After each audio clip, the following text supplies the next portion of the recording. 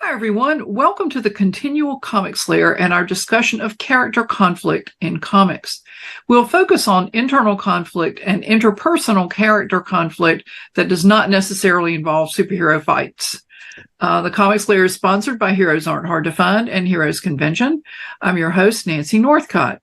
And we'll start, as usual, by asking the panelists to introduce themselves, tell us a little about themselves, and how long they've been reading comics. Clay, will you start?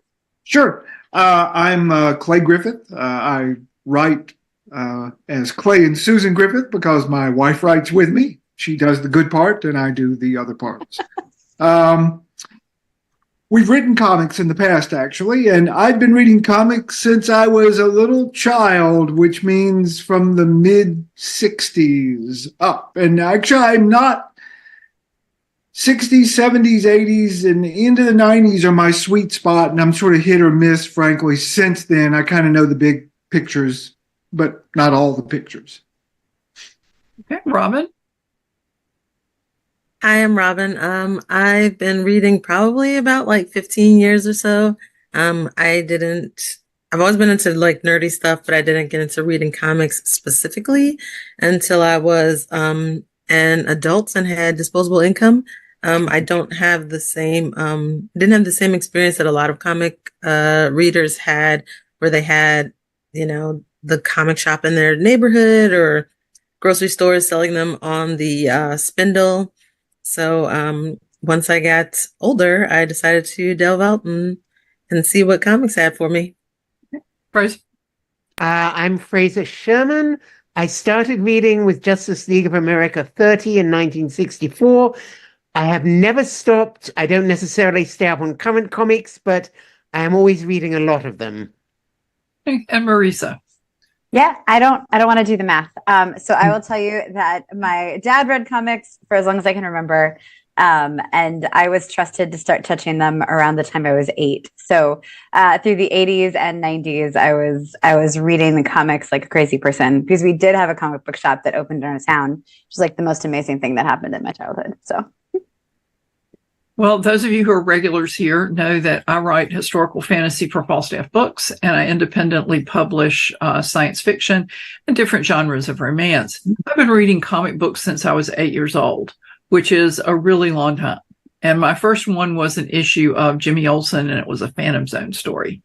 And it had Superman, it had Mon-El in it. And I thought Mon-El was really cool, stuck in the Phantom Zone with these criminals. And so I kind of got sucked into it. But as Robyn said, we didn't have a comic shop in my town. That was before direct sales. So whatever I got off the spinner rack, and distribution was kind of hit or miss. But I think we've all read a variety of different comic books. So let's just jump into the topic. What's your favorite comic book character? And is there a story where that character had to deal with personal conflict or internal conflict that you particularly liked? And if not, just give us a story where the main character did. Robyn, will you start?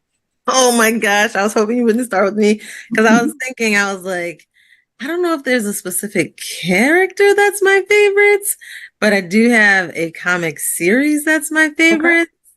Okay. I love Descender by Jeff Lemire and Dustin Nguyen.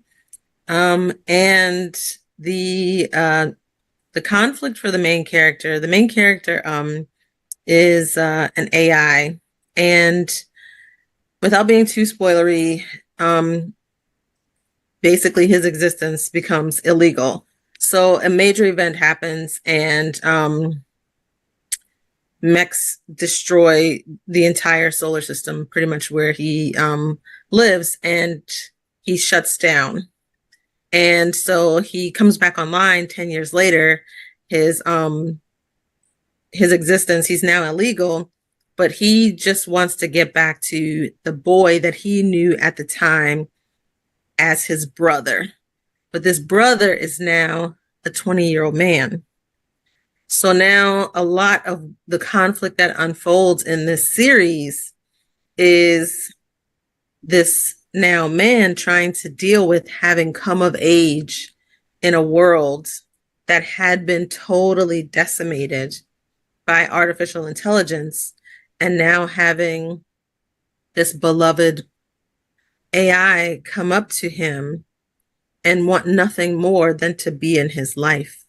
So yeah, it creates, I mean, it's an amazing epic space battle, but yeah, just the conflict of dealing with how their relationship was damaged by this event, and what the human boy knows about life and existence, having lived in that for 10 years, versus this AI boy who, for him, no time has passed at all, and trying to figure out what they're going to do with each other.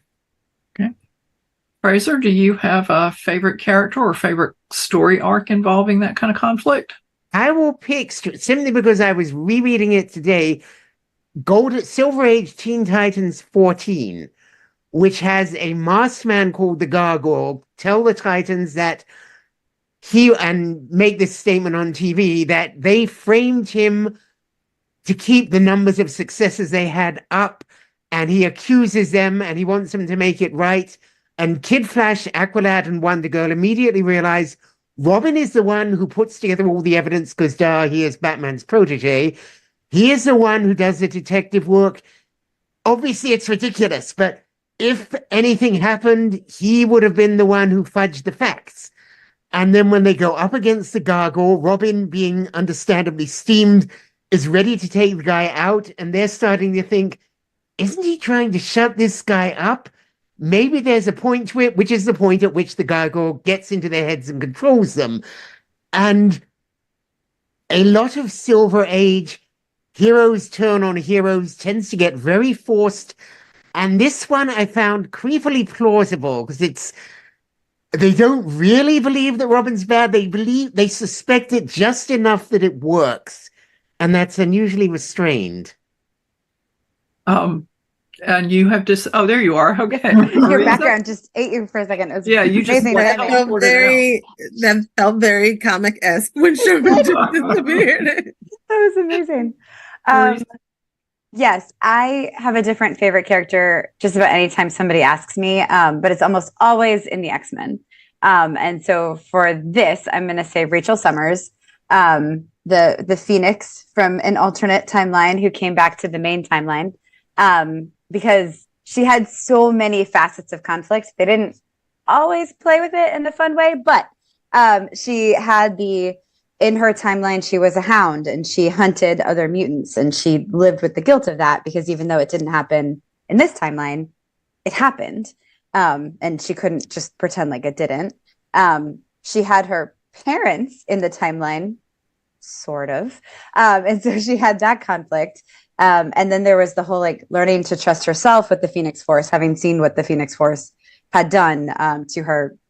I mean, her mother, who knows, but to various people in this particular timeline, and what would happen if she lost control of it. And then also her external conflict, trying to trust her teammates after, again, having been a hound and be responsible for the destruction of so many mutants. I just found her so complicated and interesting and wonderful. So, Clay, what about you?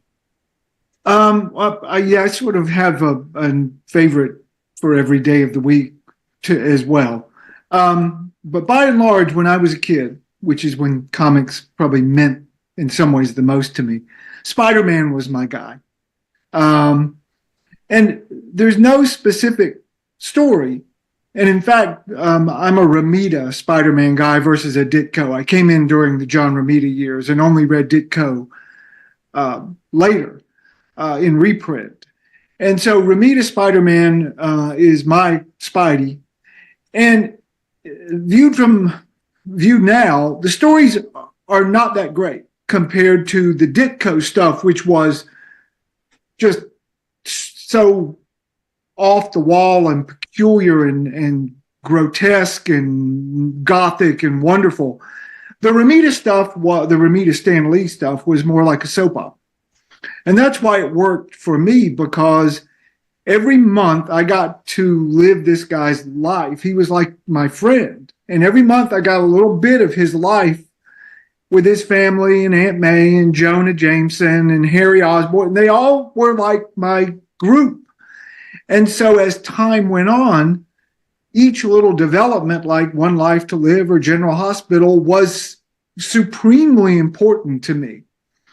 And I believe comics changed for me from something that really, I was like a kid, you live, to something that's just enjoyable and you understand from a distance, when suddenly there were like 2 Spider-Man books.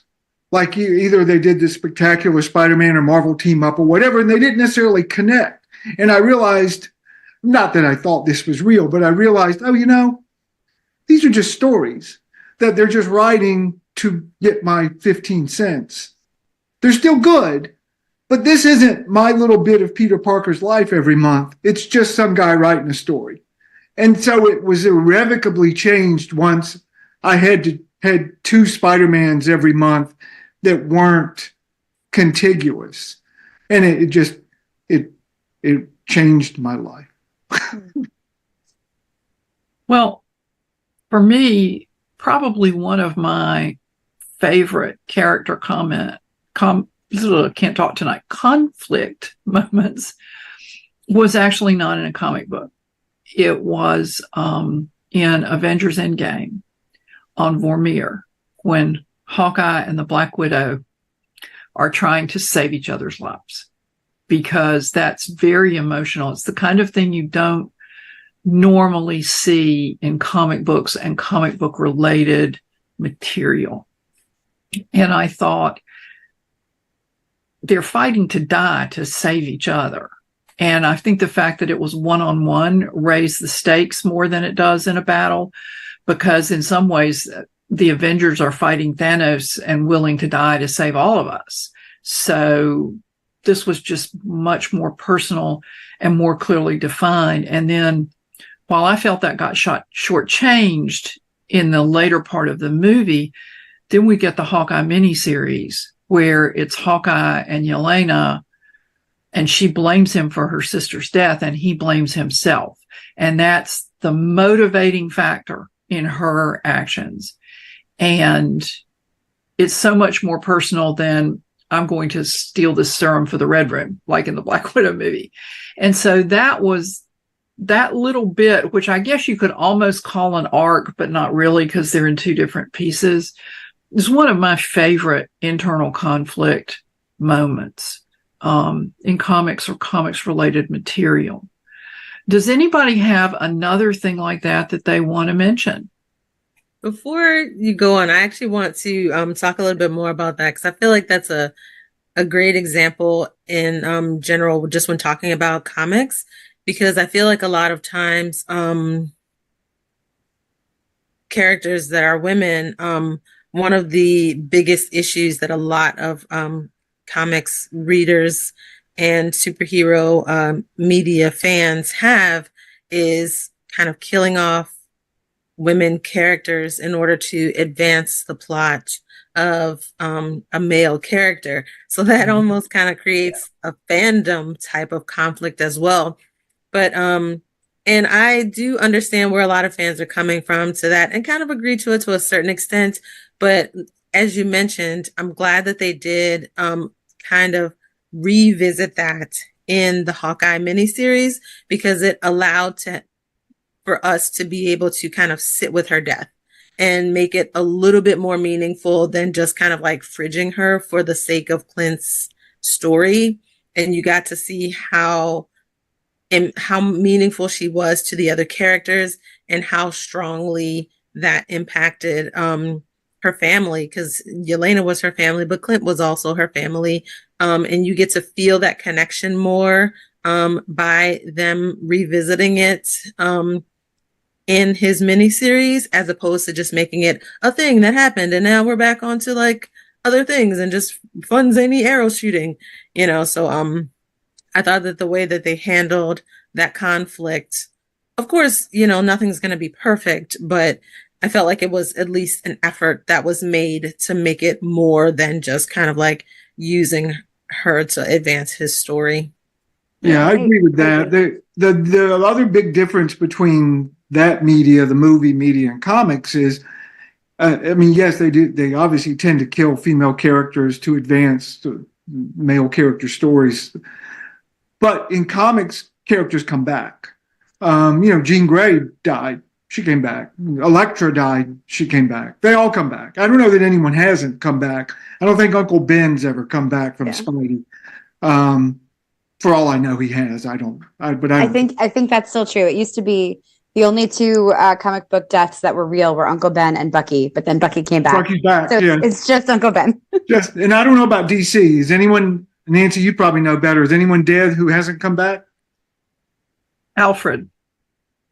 Alfred's dead? He'll be back. Yeah. Tom King killed Alfred in Who's his Don King? Batman. Yeah, Tom King was the writer. The girlfriends. The writer, yes. No, Bane killed Alfred. Stay dead, though, in DC. Oh, okay. Oh, yeah. I think I have seen stills of that. Okay. Yeah, it was actually, I think, Bane that actually killed Alfred. I assume he was on back panel, already. which I really could have done without, frankly. He broke his neck. Then? Yeah. Okay.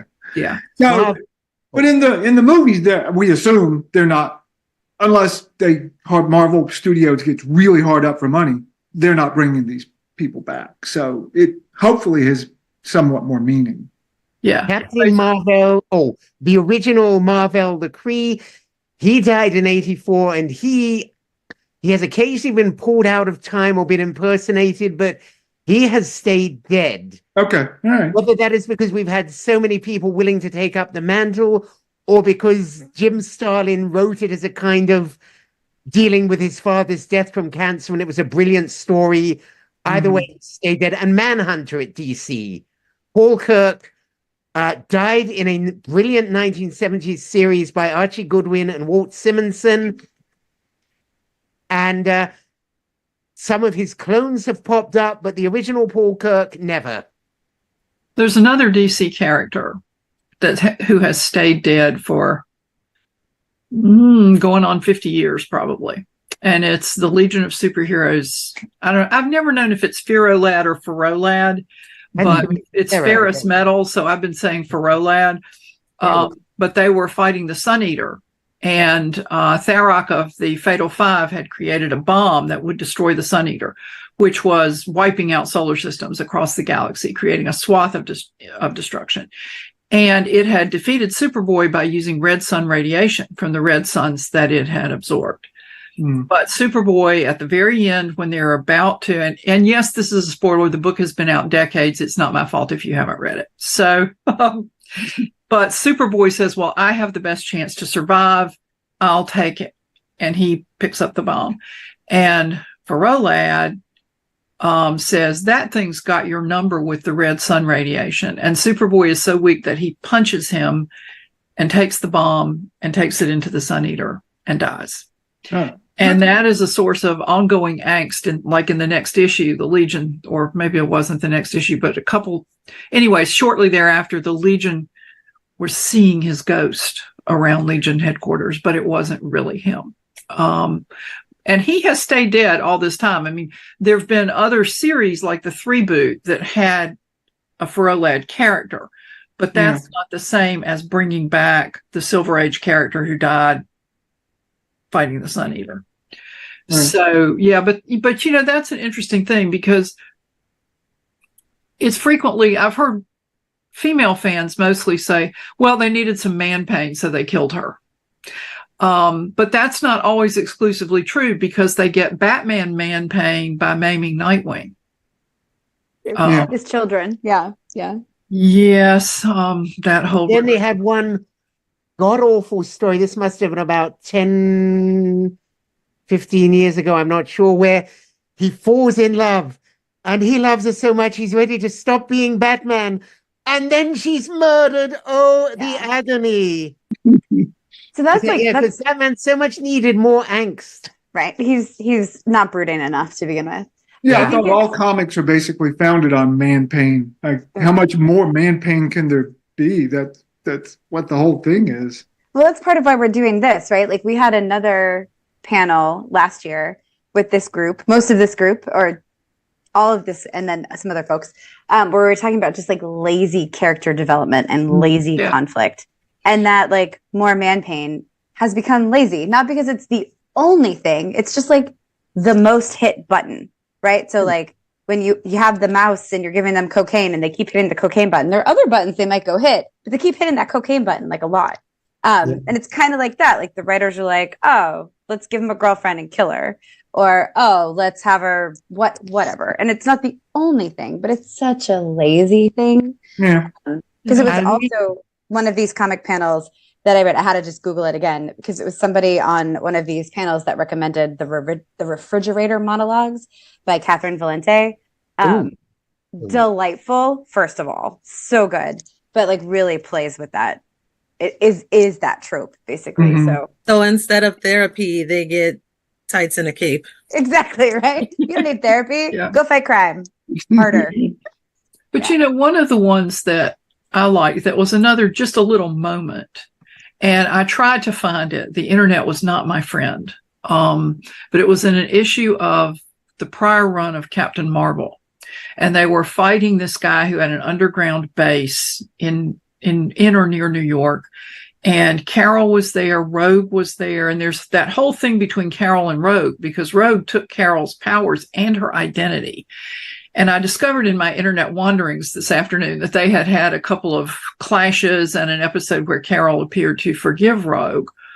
And I'm pretty sure this was not it, because this was some arrogant guy who thought one of them was going to marry him. It's like, oh, please.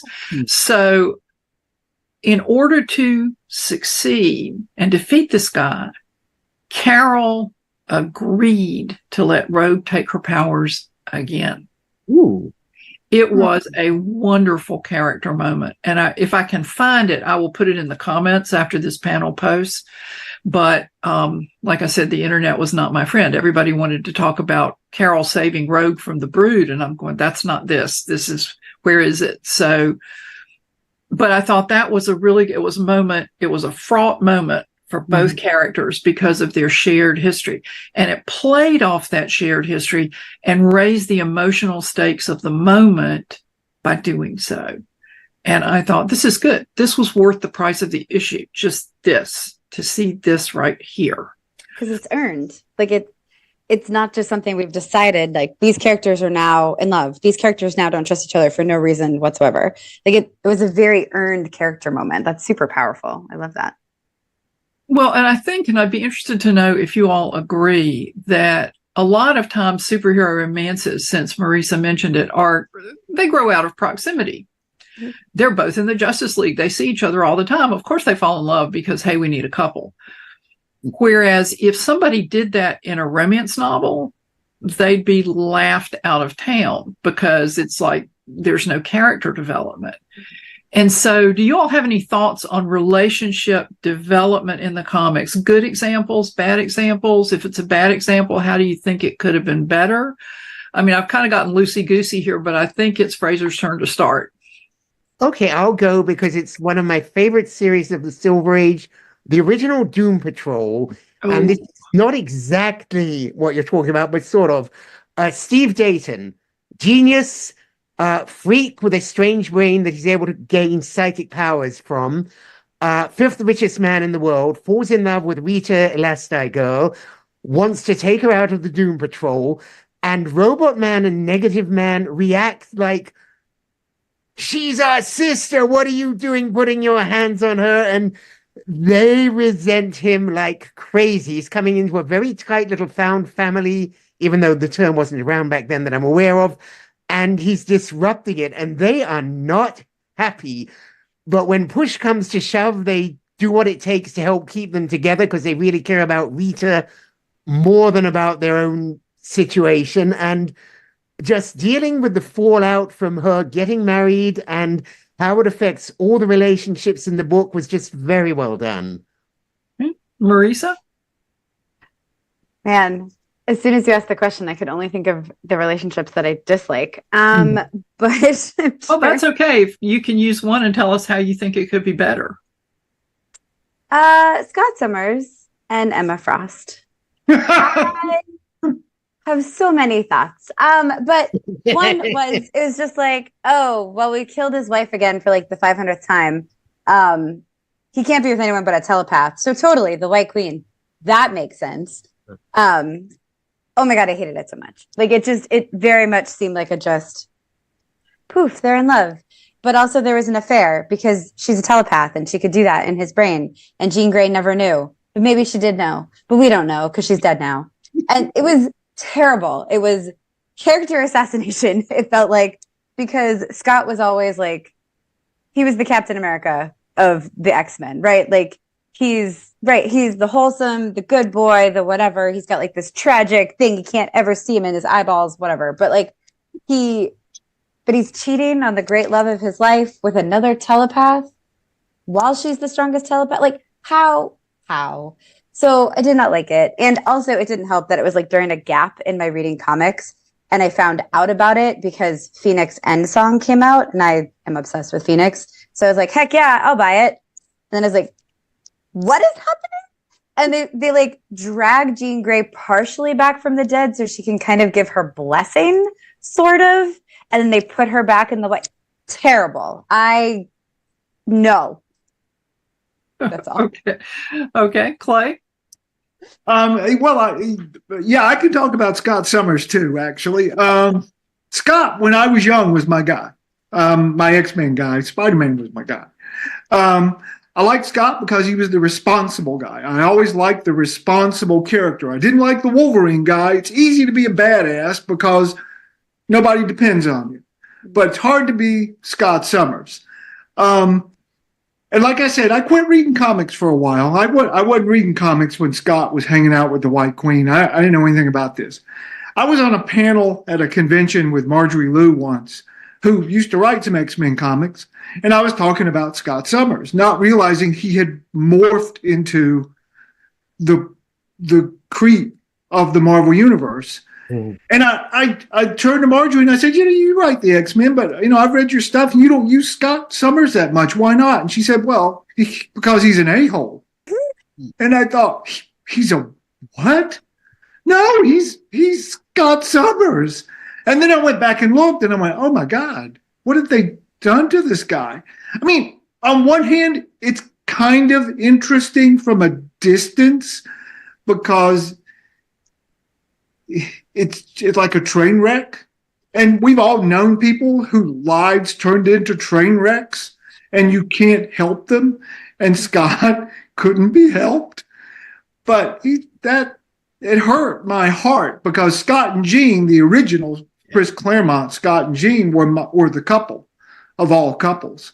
And your OTP. And he turned into a freak. Now, there's something to be said for being a freak. Sure. We all got a little freak. What kind of freak? Yeah, exactly right. Yeah. But man, I didn't realize what they had done to him, and it was weird. It was weird. Yeah. Robyn, how about you? So before I answer, do you mind repeating the question? I got so enthralled in everybody else's answers. And now I'm kind of like, what? Well, there was, I'm kind of strayed from the question of my own self because I don't have it written down, but I think what it was, is there a relationship that you think was well developed, or if it was badly developed, how do you think it would be better, or why do you think it was badly developed? And how does it relate to Scott Summers? Right, obviously. This is important to Clay, so we need to be sure to address that. So, as you guys know, I read a lot of indie comics, and there are specifically like romance comics. So a lot of times the relationship is done pretty well because that's like the main focus of the story. But in terms of like superhero ones, some of the relationships in Gotham with the primary like Bat family, I am very glad that they broke up Joker and Harley, and that they allowed her to be bi and have developed a relationship with her and Poison Ivy, because first of all, yay for LGBT QIA representation, yay for sapphic relationships, yay for healthier kind of relationships. So I'm really glad that they are developing their characters in that way, and that they kind of realized that, you know, the cutesy kind of like punching whatever thing that we had in it was still unhealthy, but I mean the Batman animated series was generally targeted towards kids, so it was kind of like a punchline kind of thing. Doesn't really translate in the same way to adult comics. So when, you know, they took this character that had been created in a kids animated show and moved her as a main character in adult comics, you know, that relationship is just not going to be healthy, because you have to develop it in a way for adult audiences. And in order to do that, you have to expose the unhealthy pieces of it and the unhealthy parts of it. So allowing her character to evolve and break away from him and develop a romance with Poison Ivy, I'm very glad that they did that. And I just want to also add, just in terms of like romance stuff, I do very much love like the Batman Catwoman back and forth, because you got, you know, that tension, because they're like the ultimate like enemies to lovers trope forever. You know what I mean? So check. Yes. Right, exactly. Well, one of the big wasted opportunities that I think was, and you know, I hated this sequence so much that it just pains me even to say it, was the Rick Grayson saga in Nightwing. I may have been the first person to create the hashtag Never Rick on Twitter because I hated it so much. I stopped reading Nightwing. But afterwards, I came back and looked at it. The one character I liked was B. Bennett, the bartender, who fell in love with Dick. And they did actually, I think that series was a case of too many cooks spoiling broth, among other things, because one writer plotted it and then others wrote this episode and somebody else wrote that episode, and there wasn't continuity going through it. But the bartender, B, was really sympathetic to him and let him sponge off her, although why, I don't know. And, you know, he's got amazing blue eyes. She said something about his blue eyes. To me, that's not characterization or the foundation for a romantic relationship, but apparently it was considered sufficient unto the day.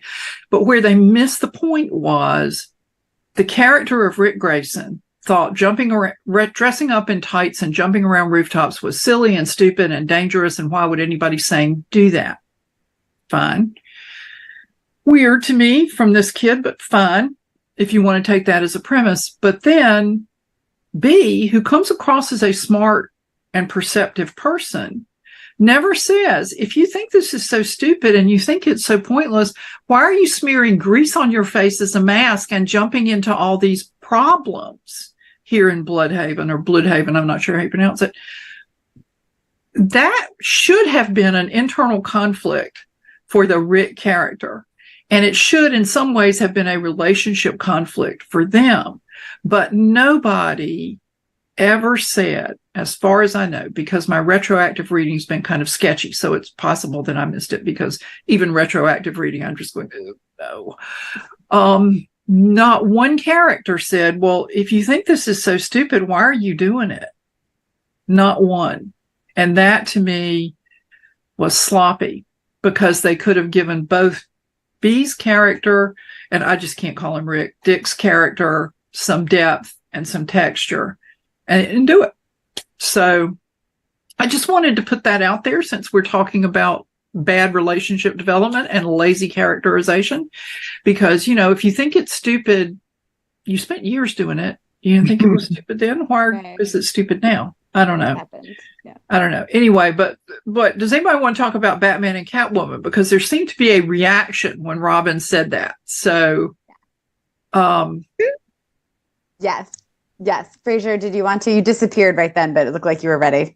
I have nothing really original to say, except I am all in favor of Batman. I am a solid Batman Catwoman shipper. She is definitely the one for him. I agree. Okay. Like, who else can hang, right? Who else can really hang with Batman and also challenge him? Because he's never going to be happy with just like somebody who is fully on his side with everything. He never has to argue. He lives for the conflict. He lives for the angst.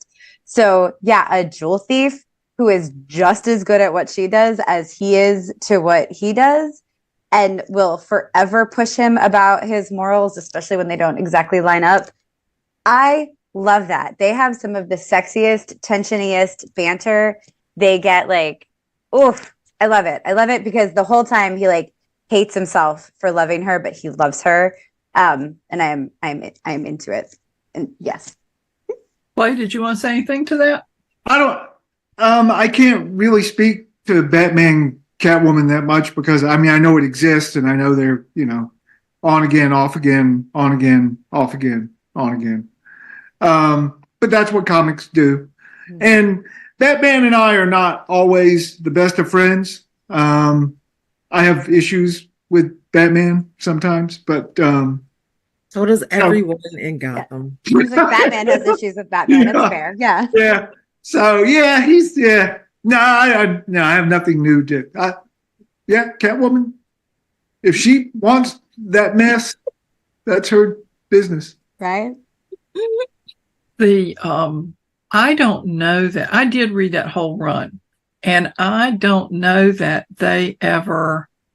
she left him standing on the rooftop, which is kind of the equivalent of standing at the altar, standing on the rooftop, where then he, totally protecting his secret identity, dives off it in a tuxedo. And I don't know that they ever discussed, why did you abandon me? And maybe they did and I missed it, but if they did, I don't remember it. And that seems like the kind of thing I would remember. And I'm sort of thinking, well, it's fine that they're back together, but when a relationship busts up and people get back together, there's kind of generally advisable to talk about the reasons you busted up. And then there you go with that healthy conversation. Yeah. That's not Batman's MO. He's not gonna do that. Yeah. Mm-hmm. I think Batman's not about facing his problems. Yeah. Yeah. Robyn, were you going to say anything else? I think kind of to Marissa's point, like Selena was just like, you ain't gonna do this. You're not gonna be a happily married man. What we have works. I'll show up every once in a while. I kick your butt. You'll love me for it. Yeah. And then I'm out onto the next heist. Mm-hmm. Well, speaking of Catwoman, they ran a special. It might have been an annual a few years ago. It might have been a DC Voices. But she had working for her a teenage girl, maybe a tween, it's hard to tell the age, called Shoes. And Shoes was, in fact, Leanne Harper, the daughter of Roy Harper and Cheshire the Assassin. And some of my favorite issues of Titans had been when Leanne was around, because she added so much depth to Roy. They DC sort of ordained that Roy would be the womanizing Titan. And sleep around, and that would be their idea of character depth. His character, yeah.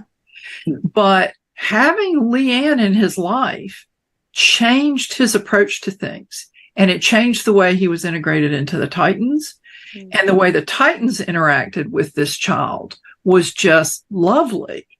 And then apparently somebody in the tower decided that this had run its course, and while Roy was, I think, dead in the metal miniseries, Black Lantern, Rings, something, they brought her back in that annual. And then Roy was weird, and we didn't really explain. And they've never done a real Roy and Leanne thing, I don't think. There was a story written by Marv Wolfman, so it was a good while ago, where Cheshire had hidden Leanne somewhere, and Nightwing and Roy, who at that point might have been Arsenal, found her. And so DC, in doing wonderful character service and fan service to that moment, had Jason Todd tell Roy, "Don't worry, we'll find Leanne." I'm just like, ah. So, but anyway, that's my gripe. Does anybody else want to mention something that they really enjoyed, or that they went, really? Fraser. Okay, this is sort of a strange relationship issue, but in the the past decade or so, Batman Joker, they insist on writing him like they are some kind of twisted soulmates. The Joker is the only one who truly understands Batman, and Batman is the most important person in the world. he is going to be everything to Batman by destroying him and hurting him.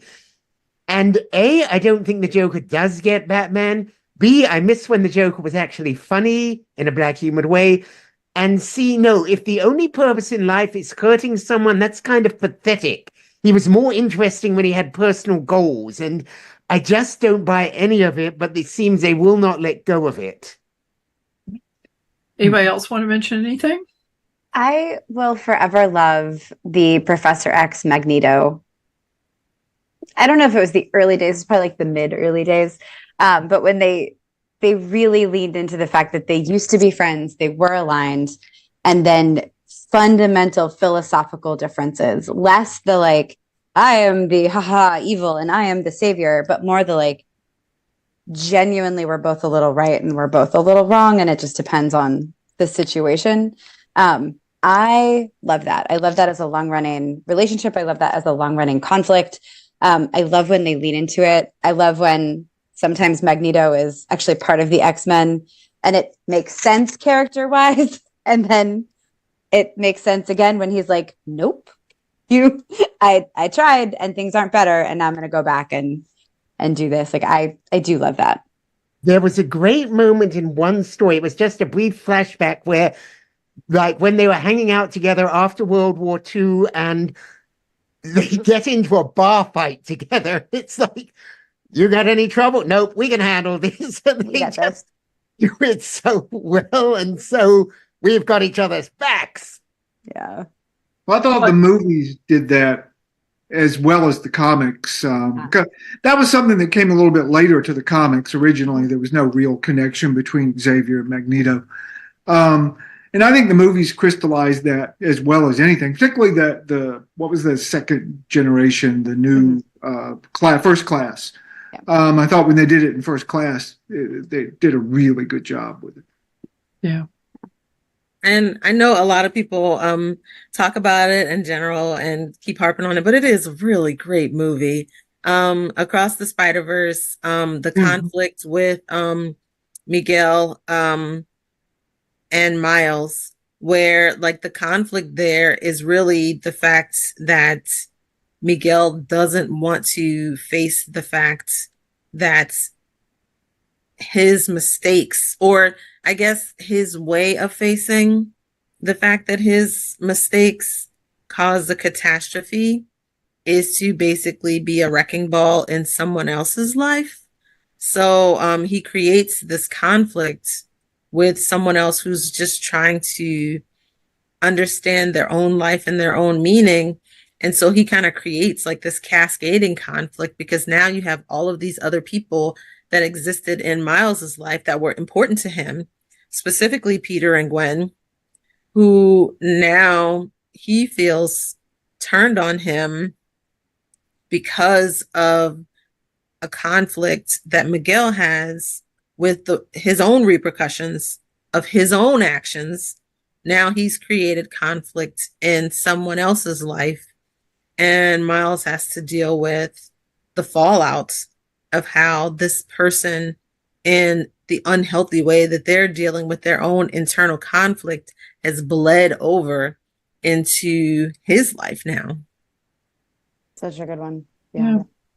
Well, I really hate heroes fight scenes, because usually it's a misunderstanding. And if they would talk for 3.5 minutes before they start swinging, there wouldn't be a fight. Mm-hmm.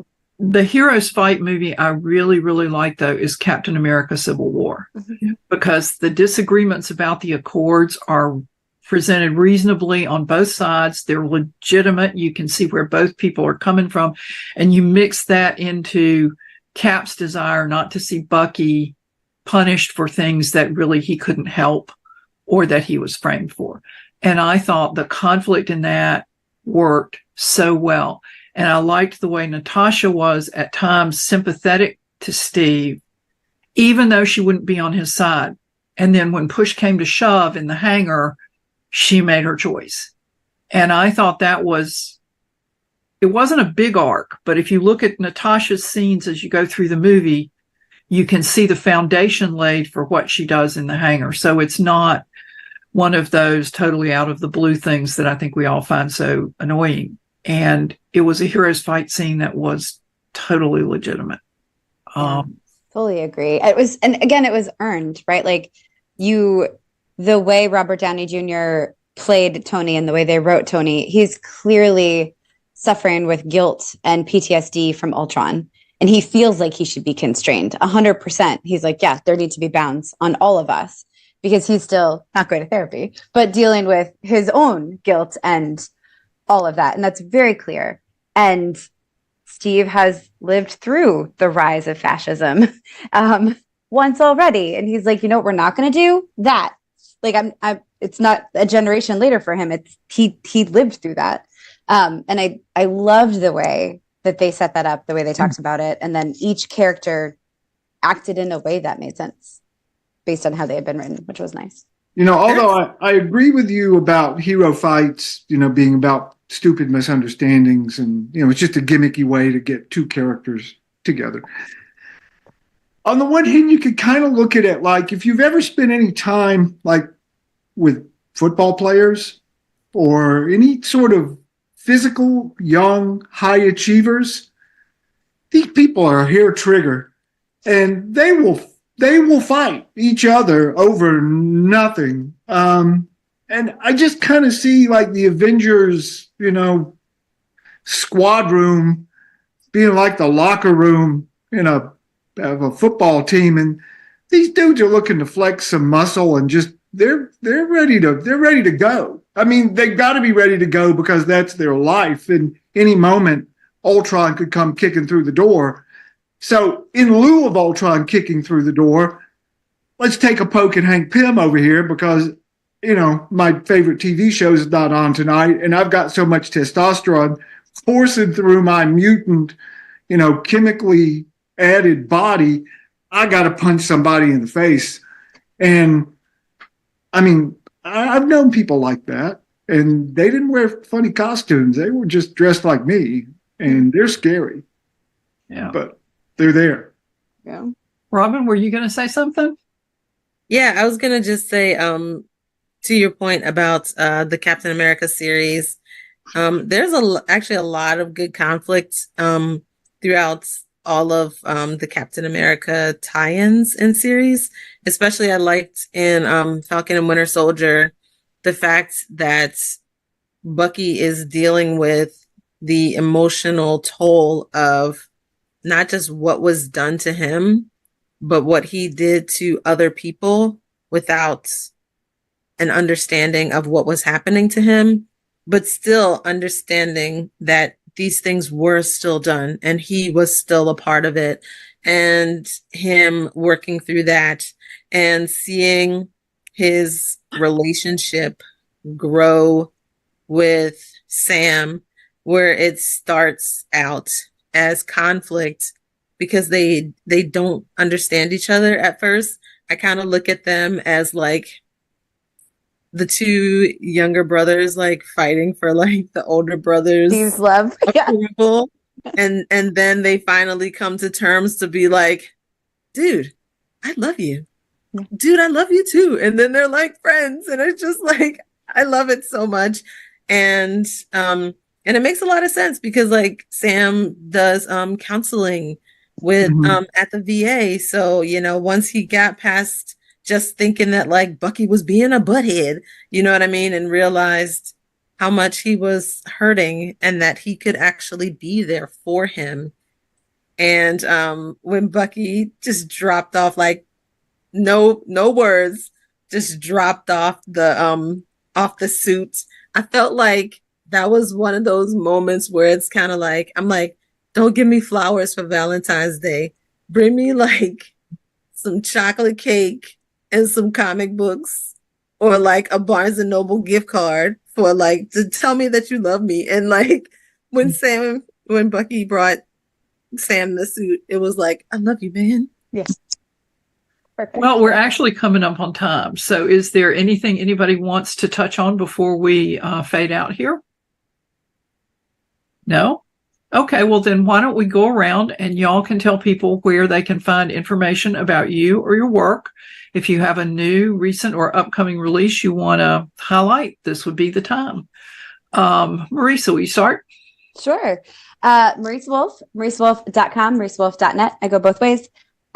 You can also follow me on Instagram at Book Dogs. It's my books and my dogs for the most part. And February 6th, my debut solo novel comes out from Baen. Which is very exciting. I would like to thank you. I would like to tell you that all of the character development is earned. I think it is. I would love your opinion. But it's basically a girl in her tank, age-old story. And the tagline is, sometimes the only way forward is to burn it all down. So a little bit of conflict. Okay. Clay? You can find us at Clay and Susan Griffith. I don't do Twitter or X or whatever it's called anymore. We're on Facebook separately and together.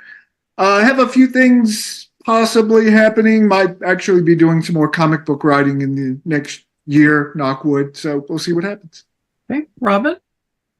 Our podcast is Diversity Issues. You can find us where you get your podcasts or at diversityissues.libsyn.com. Fraser? You can find me at frasersherman.com. That's Fraser. And I also blog about comic books quite a lot over at Atomic Junk Shop. My books are available on Amazon and most other websites. You can find lists of them on my blog. I will have Southern Discomforts, which is a novel, and Savage Adventures, which is nonfiction, coming out from Behold the Book later this year. You can always find me at the ConTinual Comics Lair. My website is nancynorthcott.com. I am on X, which is still called that this week, as at Nancy Northcott. And I'm also on Blue Sky as at Nancy North. I'm technically on Facebook, but I'm not there very much. So that's not the best way to get in touch with me. My next release is a short story in my Light Mage Wars series in the Coastal Magic Convention charity anthology, Bits and Bytes Bestie Road Trip. And it features two of the guys from that series. And so with that, thank you all for participating in the panel. I really appreciate it. Thank you to everyone who's watching, and thank you to our sponsors, Heroes Aren't Hard to Find and Heroes Convention. For more information about them, and I do believe the 2024 convention information is being posted now, visit heroesonline.com.